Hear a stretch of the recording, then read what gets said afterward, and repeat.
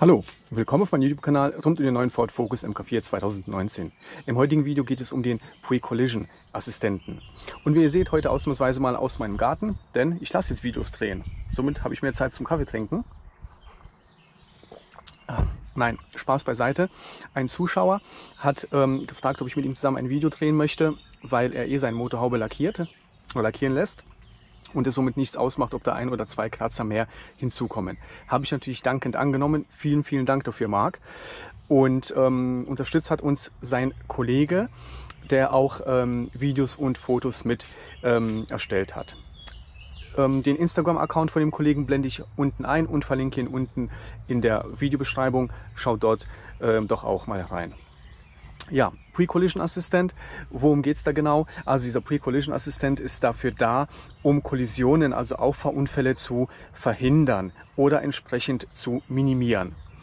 Das System erkennt also ein Objekt, was vor uns sich befindet und bremst gegebenenfalls vorher rechtzeitig ab, wenn wir diesem Objekt zu nahe kommen. Oder mildert einen Aufprall, wenn es keine Möglichkeit mehr gibt, ja, rechtzeitig halt abzubremsen, indem es schon mal die Bremse ein bisschen vorspannt. Sprich, wenn ich auf die Bremse drauf drücke, dann geht er direkt in die Vollbremsung, anstatt eine normale Bremsung halt einzuleiten. Das System funktioniert ab 5 Stundenkilometern. Und je nach Ausstattung funktioniert es dann, sage ich mal, mit mehr oder weniger Funktionen oder mit bis zu einer höheren Geschwindigkeit. Was genau, wie könnt ihr dem Benutzerhandbuch entnehmen, das eurem Ford beiliegt oder man auch im Internet findet. Also, kleine Objekte soll es bis 80 Stundenkilometer erkennen, sprich Fußgänger. Die Qualität der Erkennung hängt natürlich auch davon ab, wie die Gegebenheiten sind. Also haben wir starke Sonneneinstrahlung, regnet es, haben wir Nebel. Da die Kamera wie auch der Sensor natürlich parallel arbeiten, hat eine Sonneneinstrahlung auf die Kamera natürlich einen Einfluss. Regen hat dann auch einen Einfluss auf Kamera und Sensor. Also all das spielt natürlich eine Rolle. Dennoch kann man ganz klar sagen, das System ist eine Hilfe, ein Assistent, eine Unterstützung und entbindet uns jetzt nicht davor, selber natürlich aufzupassen und aktiv einzugreifen.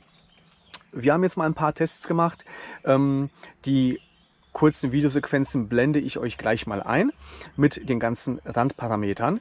Und man kann summa summarum sagen, wenn man auf ein größeres Objekt zufährt, wie zum Beispiel ein Auto, dann erkennt das System das Ganze, bremst rechtzeitig ab. Man hat noch gefühlt 4-5 Meter Platz zu dem Objekt. Bei kleineren Objekten, wie zum Beispiel Fußgängern, erkennt das System sich bewegende Objekte sehr gut. Stehende Objekte, also einen stehenden Fußgänger, haben wir dann simuliert und das hat dann nicht mehr so gut geklappt. Also bis ungefähr 30 km/h hat er bestens erkannt und hat auch rechtzeitig abgebremst. Über 30 km/h, also bei 40, 50 km/h, hat das System dann aus irgendwelchen Gründen das Ganze jetzt nicht mehr ganz so gut erkannt. Wieso das jetzt so ist, können wir euch jetzt so nicht sagen. Wir haben es auf jeden Fall mehrfach versucht. Es war immer so bis 30 km/h bestens und alles, was über 40 km/h war, hat dann nicht mehr so gut geklappt. Er hat zwar das Ganze angezeigt, eingegriffen, aber ein bisschen zu spät. Wie gesagt, können jetzt vielleicht die Sonneneinstrahlung gewesen sein. Kann sein, dass es sich um ein stehendes Objekt gehandelt hat, was relativ schmal ist oder.